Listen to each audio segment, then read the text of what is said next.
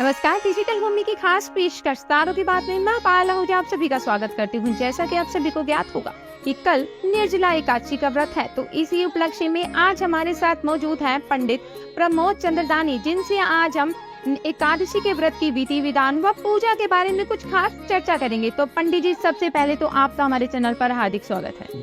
पंडित जी, जैसे कि कल निर्जला एकादशी का व्रत है, तो हमारे जो दर्शक हैं वो आपसे जानना चाहेंगे इस व्रत की क्या विधि रहने वाली है, साथ ही इसकी जो कथा है उसके बारे में कुछ जानकारी दें। डिजिटल भूमि के सभी दर्शकों को मेरा नमस्कार। मैं आपको बताना चाहूँगा कि कल जो एकादशी है वो निर्जला है। जैसे आप नाम से ही समझ रहे हैं कि निर्जला, बिना जल के। तो जब हम एकादशी को करते हैं तो ये जल रहित होती है। ज्येष्ठ महीने के शुक्ल पक्ष की ये एकादशी कहलाती है। तो ज्येष्ठ मास जो है अति तपने वाला मास बताया गया है शास्त्रों में, और आपने देखा ही है। तो इसमें जल का दान करना बड़ा पावन और पवित्र माना गया है। लेकिन व्रत नाम बरताने का, व्रत जो है वो एक ऐसी चीज है जिसमें स्वयं ना खा के हम दूसरों को वो चीज दान करते हैं जो हमें अत्यंत प्रिय है। तो जब अधिक गर्मी होती है तो पानी सबको प्रिय होता है, लेकिन उसे स्वयं ग्रहण ना करके बिना जल के रह के और उस जल का दान करना ही निर्जला एकादशी का मुख्य उद्देश्य है। तो मैं आपको बताना चाहूँगा कि निर्जला एकादशी और हमारी एकादशी जो सारी की सारी जितनी भी एकादशियाँ हैं, इन सभी एकादशियों का जो प्राकट्य है वो महाभारत काल से और इससे भी आदिकाल से चलता है, लेकिन ये बाहर आई है आदिकाल से महाभारत काल में। इससे पहले लिखित में हमारे पास नहीं थी। तो मैं बताना चाहूँगा इस कथा को, यदि मैं आरंभ करता हूँ आपके सामने, तो मैं बताना चाहूँगा कि आपको एक समय की बात है कि जो युधिष्ठिर है वो बैठे हुए हैं और भगवान श्री कृष्ण से कहते हैं कि हे जनार्दन, आप मुझे पिछली एकादशी का तो फल, आपको अपरा एकादशी जो इससे पहले गई थी, अपरा एकादशी का फल आप बता चुके हैं। अब आप मुझे ज्येष्ठ शुक्ल पक्ष की जो निर्जला एकादशी है उसके बारे में आप मुझे बताइए। इसका क्या महत्व है, कैसे करना चाहिए और क्यों इसका अधिक महत्व है। तो भगवान श्री कृष्ण यहाँ पर, अब इससे पहले की एकादशी सारी भगवान श्री कृष्ण ने बताई, लेकिन इस एकादशी के लिए भगवान श्री कृष्ण जो है युधिष्ठिर को कहते हैं कि हे युधिष्ठिर, इस एकादशी के व्रत को मैं नहीं बल्कि कौन बताएगा, हमारे श्री वेद व्यास जी बताएंगे। उन्होंने अपना पाला वेद व्यास जी की तरफ डाल दिया। तो वेद व्यास जी और बाकी पांडव वहां पे सब इस कथा को सुनने के लिए प्रेरित है, वो सब पूछते हैं। तो वेद व्यास जी इस कथा में बड़ा महत्वपूर्ण विषय बताते हैं। केवल निर्जला एकादशी नहीं, केवल एक एकादशी नहीं, हर एकादशी वो शुक्ल पक्ष की हो चाहे वो कृष्ण पक्ष की हो, दोनों ही एकादशियों को अन्न ग्रहण नहीं करना चाहिए। विशेषता क्या बताइए कि यदि आप मोक्ष चाहते हो या स्वर्ग की कामना करते हो तो इन्हीं दोनों कामनाओं के प्रति आपको ये अन्न का त्याग अवश्य करना चाहिए।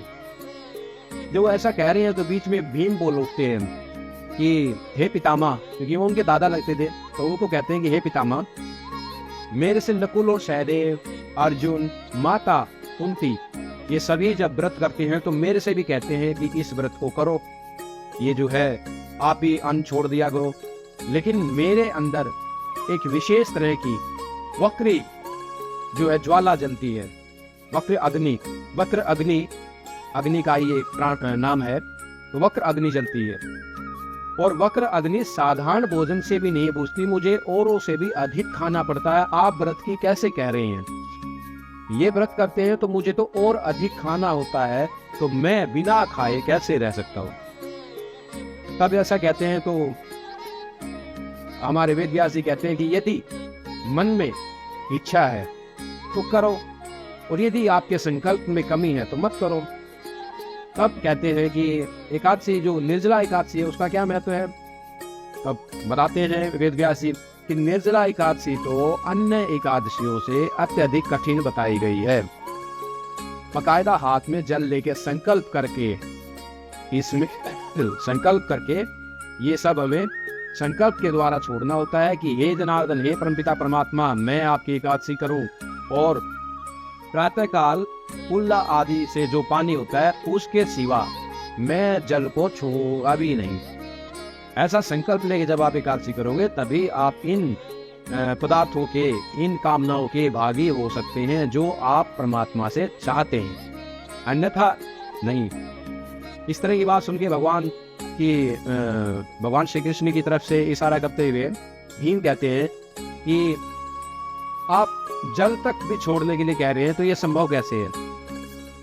तो वेद व्यास जी कहते हैं कि सारी बाकी एकादशियां जितनी भी हैं उन सब एकादशियों का फल, और यहाँ तक कि बताया वेद व्यास जी ने कि पर्वत के समान पाप यदि हमारी जिंदगी में हो चुके हैं, उनसे भी यदि हमें छुटकारा पाना है, ब्रह्म हत्या, गुरुद्रोही और अन्य बड़े बड़े पाप यदि हमारे से हो चुके हैं, तो उनसे भी छुटकारा पाने के लिए हमें एकादशी, निर्जला एकादशी को इस विधि विधान से व्रत अवश्य ही करना चाहिए यदि हम मोक्ष और स्वर्ग की प्राप्ति के इच्छुक हैं।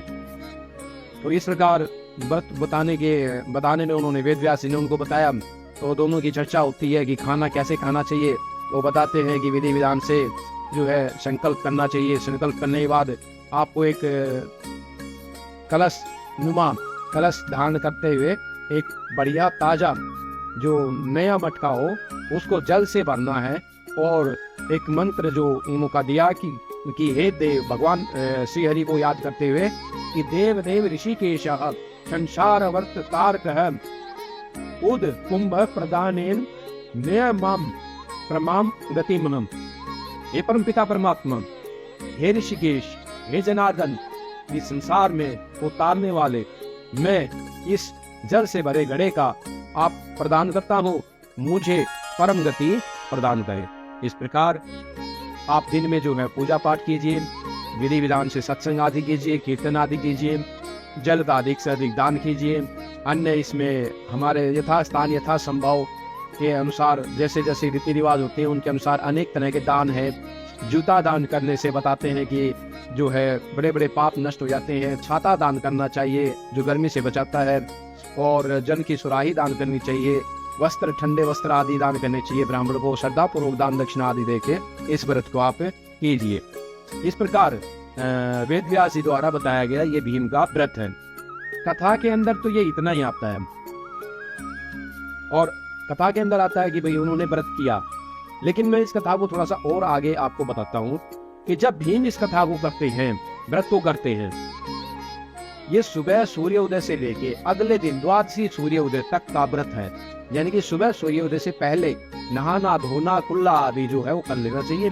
उसके बाद अगले दिन द्वादशी को सुबह ही नहा धोके उत्तम स्नान करके, कुल्ला आदि वगैरह करके उत्तम स्नान करने के बाद ही ब्राह्मणों को यज्ञ आदि वगैरह करा के, ब्राह्मणों को, गौ को भोजन आदि करा के, इच्छुक व्यक्तियों को दान करके ही इस व्रत का प्रायण करना चाहिए, अपना व्रत खोलना चाहिए।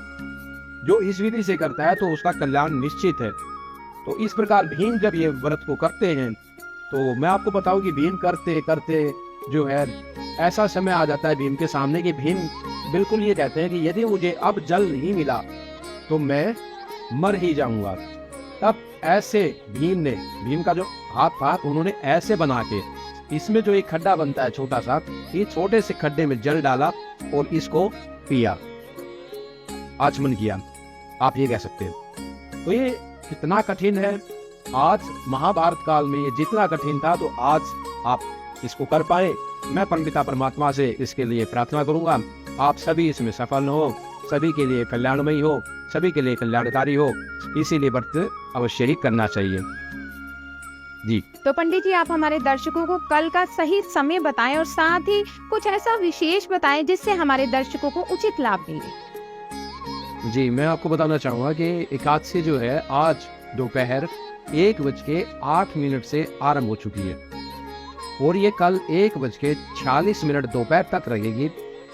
लेकिन क्योंकि आपको शायद पता है कि सूर्य उदय तिथि को एकादशी अधिक मानी जाती है, तो इसलिए निर्जला एकादशी कल ही कहलाएगी सभी के लिए। इसमें वैष्णव और सम्राट दोनों तरह के आ जाते हैं, जनसाधारण और वैष्णव दोनों तरह के कल आप इस व्रत को अवश्य करें। और जैसे आप कह रहे हैं विशेष कुछ जानने के लिए, तो विशेष इसका यही है कि आप इसमें दान कीजिए, जल का दान कीजिए, जल से भरे हुए घड़े लगाइए। और केवल एकादशी नहीं, जब तक जेठ मास चलता है तब तक आप ये कार्य करते रहिए। जल का दान, ठंडे शीतल जल का दान, ठंडे शीतल जल के मटके जगह जगह पे लगाना या फिर प्याऊ आदि लगाना बड़ा ही शुभ कार्य होता है। इसमें जो है, जैसे आपके आसपास मंदिर है या आपके आसपास गरीब व्यक्ति रहते हैं, तो उनके पास आप बीजना, जो लकड़ी का पंखा होता है, वो आप दान कर सकते हैं, सबसे उत्तम है। तो पंखा बीजना, जिसको हम कहते हैं हरियाणा में, आप उसको दान करें। पानी का दान करें, जूता, वस्त्र, दान दक्षिणा आदि ब्राह्मण को दें। अन्य जरूरतमंदों की जैसी भी आप सहायता कर सकते हैं वैसे कीजिए। और एक विशेष सबसे बड़ी बात ये होती है कि जब हम व्रत करते हैं तो हमारे कुछ पुण्य फल अधिक बढ़ जाते हैं, लेकिन ये पुण्य फल से ऐसे ही है जैसे बैंक में हमारी राशि बढ़ गई हो, लेकिन पाप कर्मों से ये राशि कम हो जाती है। इसलिए मैं आपसे सबसे निवेदन करूंगा कि आप एकादशी का व्रत करें, विधि विधान से करें, खूब दान करें, दया करें, धर्म करें, लेकिन बाद में इसको रेगुलर रूप से लगातार सदा करते रहे। ये नहीं है कि एकादशी वाले दिन किया और बाकी दिन हट गए। सदा सर्वदा एक जैसे कर्म करते रहना ही, सदा सर्वदा दान दया धर्म को अपनाए रखना ही एकादशी व्रत का पुण्य फल आपको बढ़ता ही रहेगा, मिलता ही रहेगा। जय श्री राम। आगे बताएं। तो ये थे हमारे साथ पंडित प्रमोद चंद्र दानी, जिनसे आज हमने निर्जला एकादशी के व्रत की खास चर्चा की। तो अगर आपको भी पंडित जी से किसी तरह की कोई जानकारी चाहिए तो स्क्रीन पर दिए पंडित जी के नंबरों पर आप इनसे संपर्क कर सकते हैं। इसी के साथ मैं पायल आहूजा यहीं पर विराम लूंगी। ऐसी अद्भुत जानकारी पाने के लिए जुड़े रहे हमारे साथ और देखते रहें डिजिटल भूमि। धन्यवाद।